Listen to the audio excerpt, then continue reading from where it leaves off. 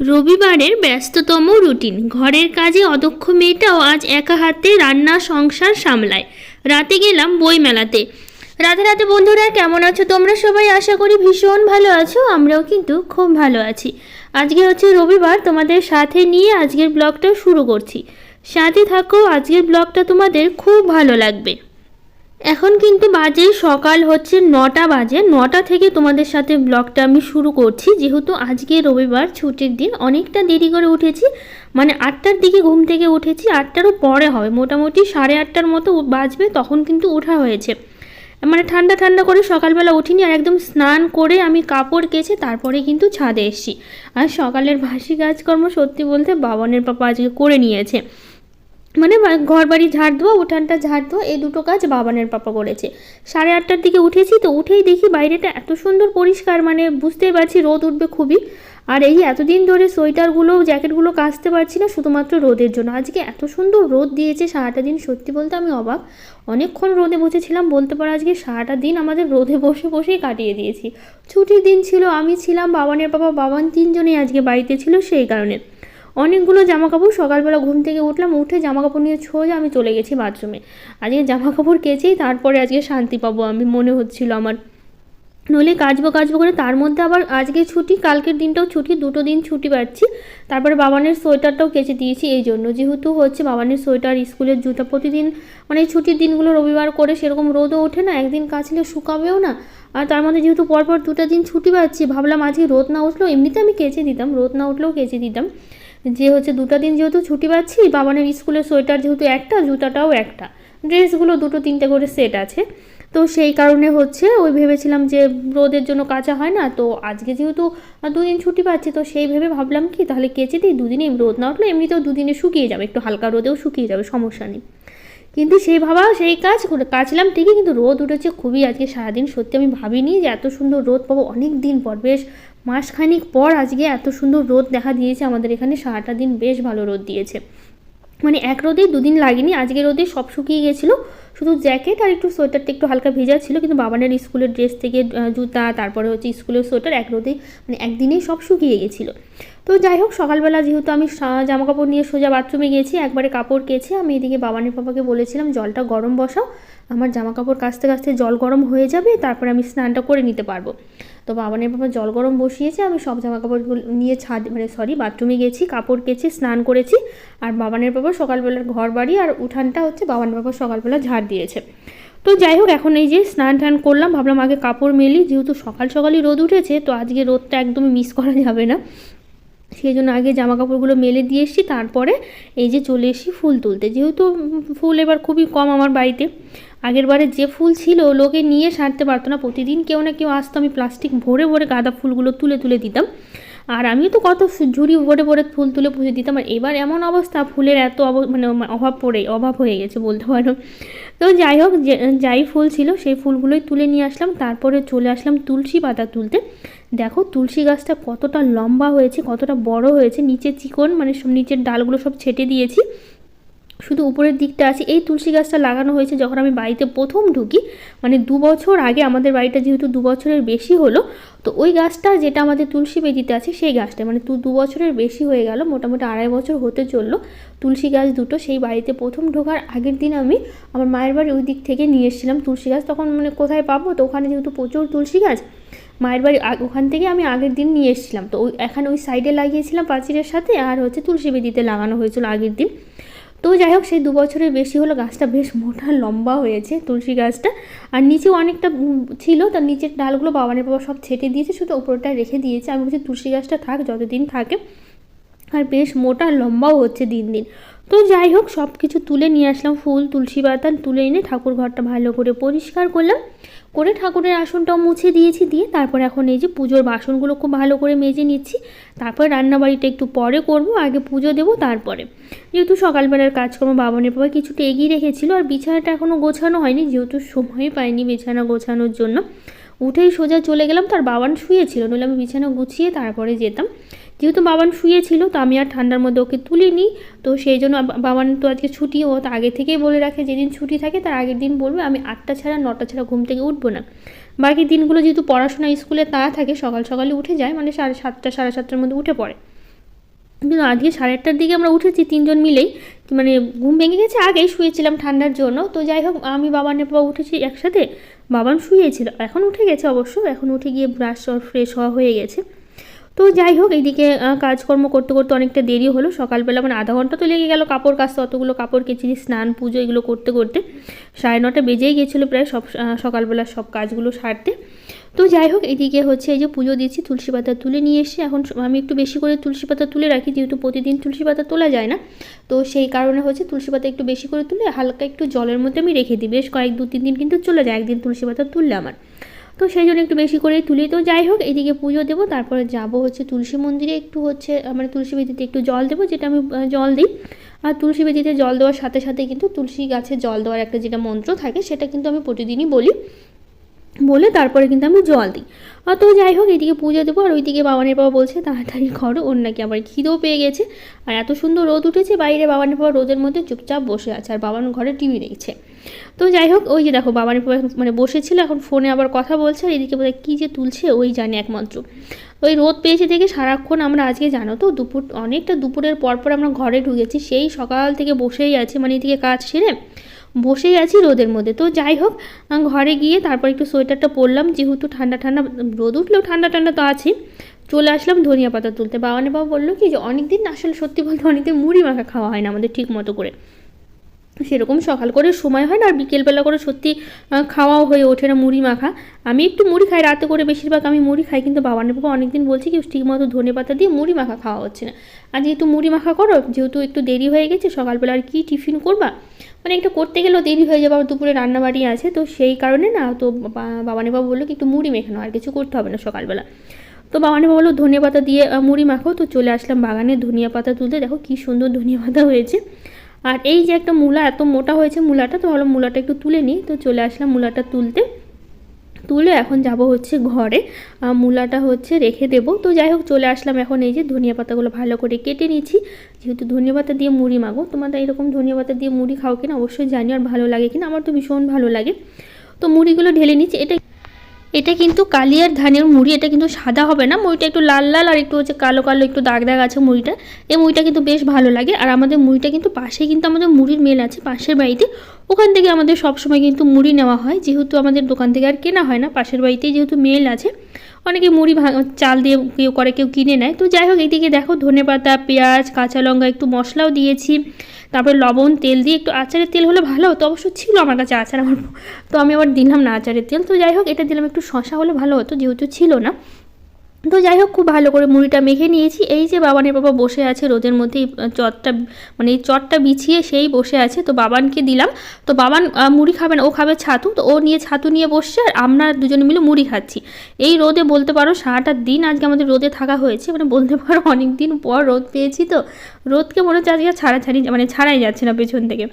তো যাই হোক মুড়ি খেয়ে অনেকক্ষণ বসেছিলাম চুপচাপ। তো বাবানের বাবা বললো কি একটু গরম গরম একটু হচ্ছে ডাল চাল দিয়ে একটু ভাত রান্না করো, মানে এটা খেতে কিন্তু ভীষণ ভালো লাগে, মানে মার ভাত যেরকম হয় না ওই টাইপেরই করব। মানে চাল দিয়েছি, এর মধ্যে হচ্ছে 3 রকমের ডাল, মুসুর ডাল দিলাম, ছোটো মটর ডাল, আর হচ্ছে কলাইয়ের ডাল দিয়েছি। এটা ভালো করে ধুয়ে এর মধ্যে হচ্ছে শুধু আলু সেদ্ধ দেবো, শুধু এটা মারটা থেকেই যাবে, লবণ দিয়ে আলু সেদ্ধ দিয়ে ভাত মেখে খেতে কিন্তু ভীষণ ভালো লাগে। এর মধ্যে একটু হালকা ঘি দেবো খাওয়ার সময়, মানে এটা খিচুড়ি টাইপের হবে না, লবণ দেবো, হলুদ কিছু দেবো না, ফোড়ন টোড়ন কিছু না, শুধু মার ভাতের মতনই থাকবে, শুধু এর মধ্যে ডাল দাও, ভীষণ ভালো লাগে খেতে। গরম গরম খেলে ভীষণ ভালো লাগে, মানে ঠান্ডা হলে একদম খাওয়া যাবে না, গরম গরমই খেতে হবে। মাঠটা ছাকবো না, মানে মাপ করে দিয়েছি যাতে একদম মাঠটা শুকিয়ে যায়, মানে একটু হালকা ঝোল ঝোল থাকে আর কি, মাঠটা হালকা হালকা থাকবে ওরকম। তো যাই হোক ওইদিকে রোদে বসেছিলাম, তারপর খাওয়া দাওয়ার পর অনেকক্ষণ বসে থাকার পর দুপুর টাইমে হচ্ছে মানে খাওয়ার 1 ঘন্টা আগে আর কি, দুপুরের খাওয়ার আগে একটু বসলাম, মানে ভাতটা বসিয়ে দিয়ে আসলাম। তারপরে এই যে বিছানা গোছাচ্ছি, জানো তো বিছানা গোছাইনি আমি, যে মুড়ি মাখায় খেলাম না, মানে তাড়াতাড়ি করে পুজো দিলাম, দেরি হচ্ছিলো, বাবারে বাবা বললো মুড়িটা মাখতে, মুড়ি মেখে সেই রোদে বসেছি, আর ঘরে আসতে ইচ্ছেই করছে না, রোদ ছিল, এতক্ষণ রোদে বসেছিলাম। তারপরে ভাবলাম বিছানাটা না গোছালে এভাবে কতক্ষণ রাখা যায় বলো তো, নিজেরও খারাপ লাগছে। তো তাড়াতাড়ি ভাতটা বসালাম, বসিয়ে তারপরে বিছানা গুছিয়ে তারপর ভাবলাম ঘরের একটু টুকিটাকি কিছু কাজ আছে ওগুলো সেরে নিই, নইলে হবে না, নইলে ততক্ষণে ভাতটাও আমার হয়ে যাবে, এদিকে আমার কাজগুলো সারা হয়ে যাবে। তো সেই জন্য আবার চলে আসলাম ঘরের কাজগুলো করতে। আর বাবা ছেলে তো সেই রোদে বসে আছে, বাবা না একবার ঘরে আসছে টিভি চালাচ্ছে, আবার কি মনে হচ্ছে আবার চলে যাচ্ছে মানে হচ্ছে বাইরে বসতে। এরকমই করে যাচ্ছে। তো যাই হোক সকালবেলা একটু পড়তে বসিয়েছিল বাবানকে, তারপর আবার রোদের জন্য বাবানের বাবা আজকে ঠিকমতো ওকে পড়ায়নি, সেই সকাল থেকে রোদেই আছে। আর কিছু জামা কাপড় আছে, এগুলো ঘর বাড়িগুলো একটু গুছিয়ে নেব, সেগুলো যেগুলো অগোছালো আছে, যেহেতু সকাল থেকে গোছায়নি রোদ পেয়ে আজকে, তো যাই হোক সেই কারণে একটু গুছিয়ে নিচ্ছি। তো ওই যে সোয়েটার ছিল, চাদর, বাবানের পাপার মানে বাবানের কিছু প্যান্ট ছিল, সোয়েটার ছিল, ওগুলো সবটা একসাথে গুছিয়ে নিয়ে এইখানটা হচ্ছে রেখে দেবো। এগুলো যেহেতু সবসময় পরা হয়, তো সবসময় সোয়েটার মানে যেহেতু আলনাতে ধরে না, তো ভাবলাম দুই একটা এখানে সামনেখানে রেখে দিই, যখন প্রয়োজন পড়বে নিয়ে পরে নেব। তো যাই হোক সেই কারণে ওখানেই রেখে দিলাম। এদিকটা গোছানো হয়ে গেছে, এবার যাবো ওই ঘরটাতে, টিভির ঘরটাতে গোছাতে। তো দেখো বিছানার অবস্থা এরকম করে রেখেছে, সে রাত থেকে করে রেখেছে। প্রতিদিন এভাবে করে রাখবে, বাবা ছেলে দুজনে মিলে এই ঘরে পড়াশুনো করে। ওই ঘরে যেহেতু আমাদের বেডরুমটাতে বইগুলো থাকতো, তখন কী হতো বলতো, বইগুলো রাতে পড়া হয়ে গেলে তবু গুছিয়ে রাখতো, সেলফের উপরে রেখে দিত, মানে বই রাখার যে র্যাকটা কেনা হয়েছে ওর মধ্যে সুন্দর রেখে দিত। এই ঘরে যেহেতু বিছানায় বইগুলো রাখতে হয়, সেই কারণে কি করবে, সারাক্ষণ বইগুলো বিছানায় ছড়িয়ে ছিটিয়ে রাখবে। তো আমি সেটা বাবানকে কথা শোনাচ্ছিলাম যে কেন বইগুলো এভাবে রেখে দিবে, আমি প্রচণ্ড মানে রাগ হচ্ছিল আর কি।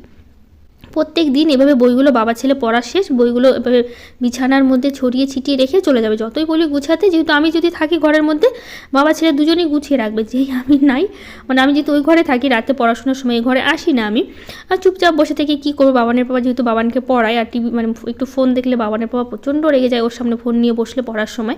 তো সেই কারণে ওই ঘরে আমি থাকি, এই ঘরে হচ্ছে বাবানের বাবা আর বাবান থাকে। তো সেই কারণে আমি আর রাতে আসিও না আর গোছাইও না, তো সেই কারণে হচ্ছে রেগে যায়। মানে মানে আমি যদি বসে থাকি, আবার যদি দেখি অগোছালো রেগে যায়, তো সেই কারণে আমি আবার ওই ঘরেই থাকি। তো যাই হোক, এই যে বাবান এখন বসে হচ্ছে আর্ট নিয়ে, যেহেতু আজকে রবিবার, বাবানের বিকেলবেলা করে আর্ট শিখতে যায়, তো ও আর্ট করতে একদম ভুলে গেছে। আমি বললাম পর ওকে মনে করিয়ে দিলাম যে আর্ট করেছো, গোটা সপ্তাহ যেহেতু একদিন আর্ট করে রবিবার করে, তো সেই কারণে আর্ট করেনি। তো এখন বসে পড়লো নিয়ে খাতা নিয়ে আর্টগুলো করবে, মানে হোমওয়ার্ক দিয়েছে সেটাই করবে। তো যাই হোক, ওদিকে বসে বসে আর্ট করছে, আর হচ্ছে এইদিকে আমি সংসারের কাজগুলো করছি। ভাতটা হয়ে গেলে পরে হচ্ছে খেয়ে নেব, দুপুর টাইমে যেহেতু একবারে ভাতটা বসিয়েছি সেই কারণে। তো যাই হোক, এদিকটা মোছামুছি করে নিই। আজকে আবার যেতে হবে মেলাতে, যেহেতু হচ্ছে আজকে বইমেলা হচ্ছে আমাদের এখানে বেশ অনেক দিন, ওখানে যাব মেলায় ঘুরতে। তো যাই হোক, তারপর বাবানের বাবা বিকেলে গিয়েছিলো হচ্ছে হাটে, আমাদের এখানে বসে হাট, যেহেতু মানে হচ্ছে বুধবার করে রবিবার করে হাট বসে, যেহেতু আজকে রবিবার। তো আমি বলেছিলাম হাট মানে কচুরি নিয়ে আসতে, ওখানে দোকানে একটা বেশ ভালো কচুরি পাওয়া যায়, আর তরকারি বেশ ভালো লাগে খেতে। তো এটা আমি নিয়েছি, বাবানের বাবাকে খাইয়ে দিয়েছি, আর বাবানকে দিয়ে এসে বাবানের বাবা আর্ট শেখাতে, তো বাবানের জন্য রেখেছি, আসলে ও এসে খাবে, সেই কারণে। তো এটা খেয়ে দিয়ে তারপর হচ্ছে আমি রান্না করব। তো বাবানের বাবাকে আলাদা দিচ্ছিলাম, ও বলছে খাবে না, তো আমি জোর করে আমি খাচ্ছিলাম, আর সাথে হচ্ছে ওকেও আমি হচ্ছে খাইয়ে দিচ্ছিলাম। তো যাই হোক, চলে আসলাম রান্নাবাড়ি করতে। সারাদিনের বাসনগুলো আজকে আমি মাজিনি, সেই বিকেলবেলা মাজছি। মানে আজকে এমন অলসতা, মানে সত্যি বলতে এরকম হয়নি যে সঙ্গে সঙ্গে আমি কাজগুলো করে রাখি, যে কাজগুলো আজকে এত দেরি করে করছি, এরকম হয়ই না বললেই চলে। ঠিকমতো বিছানা গোছায়নি, সে কত পরে বিছানা গুছিয়েছি, আর সারাদিনের বাসনগুলো জমে আছে, সেই বিকেলবেলা আজকে আমি মানে বাসনগুলো ধুচ্ছি। ভাবো তাহলে সারাদিন আমার কেমন করেই কেটে গেল। তো যাই হোক, সারাদিনের বাসনগুলো একবারে মেজে নিয়েছি। সকালবেলার খাওয়া, দুপুরের মানে সকালের হচ্ছে মুড়ি মাখা খেয়েছি, তারপর দুপুরে ভাত খাওয়া হয়েছে সেই থালা বাসন, আবার বিকেলবেলা মানে বিকেলে এখন হচ্ছে কচুরি খেলাম সেই প্লেট। তো যাই হোক, সব আজকে একসাথে এখন ধুয়ে নিচ্ছি, ধুয়ে তারপর রান্নাটা বসাবো। বাবানের বাবা নিয়েছে মাংস নিয়ে এসে, তো সেটাই সব কিছু রেডি করে নিয়েছি। মাংসটা আমি প্রেশারে সেদ্ধ বসিয়ে দিয়েছি, আগে থেকেই মাংসটা সেদ্ধ করে তারপরে আমি রান্না করব। যেহেতু প্রেশারে আমরা সবসময় খাসির মাংস না, প্রেশারে ছাড়া বাবানের বাবা খেতে পছন্দ করে না, মানে একটু মাংসটা একটু নরম না হলেও আবার খেতে পছন্দ করে না, তার মধ্যে বাবানও আবার নরম মাংস বেশি পছন্দ করে, সেই কারণে সবসময় মাংস আমরা হচ্ছে প্রেশারেই কিন্তু রান্না করি। তো যাই হোক, চিকেন যেহেতু বাবানের বাবা খায় না, চিকেনটা মাঝে মধ্যে আনা হয় অবশ্য, বাবান আর আমি খাই সেই কারণে। তো যাই হোক, হাট থেকে নিয়েছে মাংস, এদিকে আমি মশলা সব কিছু করে নিয়েছি, মানে কেটে নিয়েছি, এখন মশলাটা পেস্ট করে নেব। আর ওইদিকে আমি প্রেশারে মাংসটা বসিয়ে দিয়েছি। বেশিরভাগ সময় আমি হচ্ছে কষিয়ে তারপরে প্রেশারে দিই, আজকে ভাবলাম কি একটু হচ্ছে মানে আগে সেদ্ধ করে তারপরে রান্না করব সেই কারণে।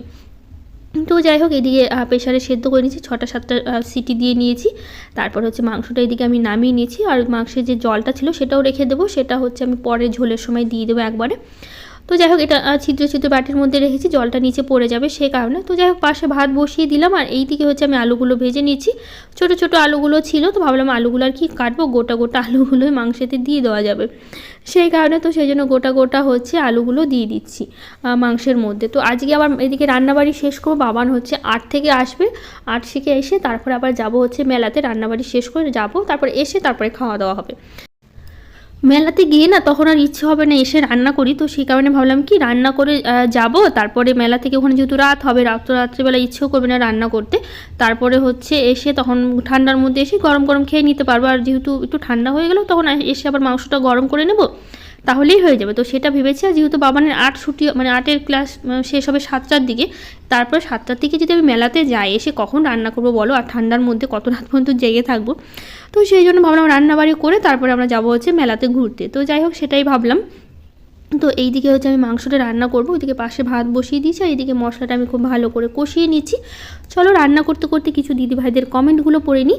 অর্চনা হালদার দিদিভাই বলেছে, খুব ভালো লাগলো গো ভিডিওটা দিদিভাই, যা ঠান্ডা পড়েছে সাবধানে থেকো। হ্যাঁ, সেটা অবশ্য ঠিক, ঠান্ডা যা পড়েছে, কিন্তু আজকে রোদ পেয়ে একটু বেশি ভালো লাগছে। বারবার আমি ভিডিওতে রোদের কথা বলছি যেহেতু, কারণ আজকে এত ভালো লাগছে রোদ পেয়ে, মানে সত্যি বারবার আমি রোদ উঠেছে এরকমই বলে যাচ্ছে। আসলে 1 মাস পর এত সুন্দর রোদ পেয়েছি, তো সত্যি মনটা যে ভরে, মানে ভালো লাগছে আর কি ঠান্ডার দিনে এরকম রোদ পেলে। তো যাই হোক, এদিকে মশলাটা খুব ভালো করে অনেকক্ষণ কষিয়ে নিয়েছি, নিয়ে তারপর এর মধ্যে দিলাম সেদ্ধ করা মাংসগুলো দিয়ে অনেকক্ষণ হচ্ছে কষিয়ে নেব। তো যাই হোক ভালো করে কষিয়ে নিয়ে পরে আমি আলুগুলো দেবো, আগে এদিকে মাংসটা ভালো করে কষিয়ে নিই তারপরে। মিঠু ডেইলি লাইফস্টাইল থেকেই দিদিভাই বলেছে, আজ প্রথম তোমার ভিডিও দেখলাম, খুব ভালো লাগলো। থ্যাংক ইউ দিদিভাই, অনেক ভালোবাসা, এভাবে পাশে থেকো আর সুন্দর সুন্দর হচ্ছে কমেন্ট করো। তো মামনি ঘোষ দিদিভাই বলেছে, খুব সুন্দর হয়েছে দিদিভাই, থ্যাংক ইউ, তোমাকে অনেক ভালোবাসা। নীলিফা ইয়াসমিন দিদিভাই বলেছে, দিদিভাই তোমার কাজ করা দেখে আমি কিন্তু কাজ করতে এনার্জি পাই। থ্যাংক ইউ দিদিভাই, এত ভালোবাসা দেওয়ার জন্য, এত সুন্দর করে বলার জন্য, সেই জন্য।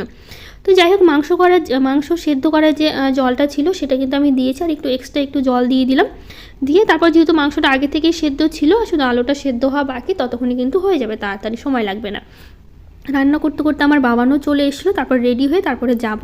তো এই দিকে হচ্ছে আমি সাথে মানে মাংস করছি, ভাবলাম একটু কয়েকটা বেগুন ভেজে নিই, তো সেই জন্য এই যে বেগুন ভাজা করব আর হচ্ছে মাংস, এটাই হচ্ছে আজকে রান্না হবে। তো যাই হোক এদিকে মাংসটা আমার হয়ে গেছে, এর মধ্যে দিয়ে দেবো হচ্ছে গরম মশলা দিয়ে একটু কিছুক্ষণ নাড়াচাড়া করে তাহলে কিন্তু মাংসটা নামিয়ে নেব। আর ওইদিকে মাংস ঝোল হতে হতে এদিকে আমার বেগুন ভাজাটাও কিন্তু হয়ে গিয়েছিলো, খুব একটা সময় লাগেনি। তো যাই হোক এদিকে মাংসটা ঢাকা দিয়ে রেখে দেবো, আর এদিকে বেগুন ভাজা হয়ে গেছে, ভাতটা তো আমার অনেক আগে হয়ে গেছে, তো সেই জন্য হচ্ছে ভাতটা হচ্ছে আমি নামিয়ে নিয়েছি। তো চলো এদিকে রান্নাবাড়ি শেষ, এবার চলে এসেছি মেলাতে। তো চলো গোটাই ঘোরাচ্ছি তোমাদের মেলাতে। বই মেলা কিন্তু প্রতি বছরই কিন্তু আমাদের এখানে হয় মাঠে, এখানে কিন্তু আমাদের এখানে রাসমেলাও হয়, আর এখানে কিন্তু খুব সুন্দর অনুষ্ঠান হয়, বাচ্চাদের অনেকক্ষণ বসে বসে অনুষ্ঠান দেখেছি, ছোটো ছোটো বাচ্চাদের অনেক সুন্দর সুন্দর নাচ অনেকক্ষণ ধরেই হয়, বেশ ভালো লেগেছে। যেহেতু বাবান 8 থেকে এসে সঙ্গে সঙ্গে চলে এসে, আগে থেকে আমি রেডি হয়েছিলাম, যে ঠান্ডার দিন তো বেশি রাত করা ভালো লাগবে না সেই কারণে। তো যাই হোক আমরা 3 জনে মিলেই কিন্তু এসছি। তো চলো কৃষ্ণা দাস দিদিভাই বলেছে, খুব সুন্দর তোমার কাজগুলো দেখে শিখেছি গো দিদিভাই, thank you. SM simple housewife থেকে দিদিভাই বলেছে, ঠান্ডার মধ্যে খুব সুন্দর হয়েছে পূজা ও ঘরবাড়ি গুছিয়ে নিলে ফুল ভিডিওটা খুব সুন্দর হয়েছে, থ্যাংক ইউ। এই দোকান থেকে আমি নিলাম হচ্ছে কিন্তু একটা ঠাকুর নিয়েছি, তো যাই হোক নিয়েছি, সবটা দেখাবো কি ঠাকুর নিলাম। আর এখান থেকেই কিন্তু এটা কিন্তু দোকানটা কিন্তু মায়াপুর থেকে আসে, প্রতি বছরই আসে, আর এখানে কিন্তু রাসমেলাও কিন্তু আসে। এখান থেকে কিন্তু আমি রাধাকৃষ্ণ ঠাকুরটা নিয়েছি, আমার ঘরে যে রাধাকৃষ্ণ ঠাকুরটা আছে এই দোকান থেকে, মানে এই লোকটার দোকান থেকেই নেওয়া, আমার মনে আছে, প্রতি বছর যেহেতু আসে সেই জন্য। সুলতানা দিদিভাই বলেছে, এই বছরে মনে হয় বেশি শীত পড়েছে আমাদের দেশে, তো যে পরিমাণে শীত পড়েছে, কতদিন যে সূর্য ওঠে না আপু, কাল ভিডিও দাওনি কেন? আসলে কালকে কি বলতে একটু হচ্ছে মানে ঠান্ডার জন্য না, মানে ইচ্ছেও ছিল না কাজ, মানে বেশি কাজ করতে, সেই জন্য একটু শুয়ে বসেই কাটিয়ে দিয়েছি, সেই কারণে আর ভিডিও করা হয়নি, সেই জন্য দেওয়া হয়নি। তো কবিতা দাস দিদিভাই বলেছে, বেগুন ভাজা আমারও খুব ভালো লাগে খেতে, এখন আর প্রতিদিন ভিডিও দেখা হয় না গো, সময়টাও কম, আর ফোন দেখলে আমার বর খুব বকে, বলবে যতক্ষণ ফোনটা নিয়ে বসে থাকো, ওই সময় তো বাচ্চাগুলোকে বই নিয়ে পড়াতে বসাতে পারো। এটা অবশ্য ঠিক, বাবানের পাপাও সেম একই কথা বলে, যে ফোন নিয়ে না থেকে বাবানকে একটু পড়তে বসাও, নইলে গল্পের বই পড়ো, এগুলো বলবে সবসময়, কিন্তু ফোন নিয়ে বসা একদমই পছন্দ করে না, সবসময় কিন্তু আমাকেও কিন্তু এরকম বলতে থাকে। তো যাই হোক মুনমুন দিদিভাই বলেছে, সংসারের প্রতি ভালোবাসা থাকলে মানুষ এইভাবেই সংসারের কাজ করে, ঝামেলা লাগে না। এটা অবশ্য ঠিক, সংসারের প্রতি ভালোবাসা থাকলে সংসারের কাজগুলো কিন্তু খুব ভালো করে করা যায়, মনে হয় না যে কষ্ট হচ্ছে, ঝামেলা মনে হয় না, সবসময় কিন্তু গোছানো থাকে। আমি সংসারের সবসময় কাজগুলো কিন্তু ভালোবেসেই কিন্তু করে থাকি। তো যাই হোক ঠান্ডার মধ্যে বেশ ভালোই লাগছিলো, দিনের বেলা তো রোদ ছিল, রাত্রে তো আবার সেই ঠান্ডাই। তো যাই হোক ঘোরাফেরা হয়েছে, সেরকম মানে কী নিয়েছি সেরকম কিছু নেওয়া হয়নি, যা নিয়েছে সবটাই দেখাবো। তো বাবান খাবে হচ্ছে কেক। আমি বললাম কি খাবে, তো বলছে গ্লাস কেকগুলো হয় ওগুলোই হচ্ছে মানে কাপ কেকগুলো, ওগুলোই হচ্ছে খাবে। তো যাই হোক ওগুলোই ওর জন্য দিলাম। আর আমি বাবানের বাবা খেলাম ভাপা পিঠা। আমি ওকে বললাম, ও বলছে খাবে না, ঠান্ডার মধ্যে কিন্তু এই পিঠাটা খেতে কিন্তু বেশ লাগে। তারপর চলে আসলাম বাড়িতে, তারপরে ওই যে ও কেক খায়নি, বলছে বাড়িতে গিয়ে খাবো। তো ওই ওর কেক নিয়ে বসে গেছে, আর আমরা যেহেতু ভাপা পিঠা গরম গরম ওখান থেকে খেয়েই এসেছি। তো বাবান খাচ্ছে কেক, আর সেরকম কিছু নেওয়া হয়নি। মেলা থেকে নিয়েছি একটা ঠাকুর, বাজরাং বলি। এই ঠাকুরটা আমার ছিল না, অনেক দিন ধরে ইচ্ছে ছিল ঠাকুরটা নেবো করে, তার ওই দোকান থেকে নেওয়া হলো। এটা কিন্তু স্নান করানো সবই করানো যাবে। এটা কিন্তু ওই মার্বেলের তৈরি বোধহয় বললো আর কি, মার্বেলের গুঁড়ো দিয়ে। আর একটা নিয়েছি মেয়েদের ব্রত কথা বইগুলো, আর একটা ঘোষার একটা গার্ডার, ব্যাস এগুলোই নিয়েছি, আর কিছু নেইনি। তো যাই হোক আজকের ব্লগটা কেমন লাগলো জানিও। আজকের মতো টাটা।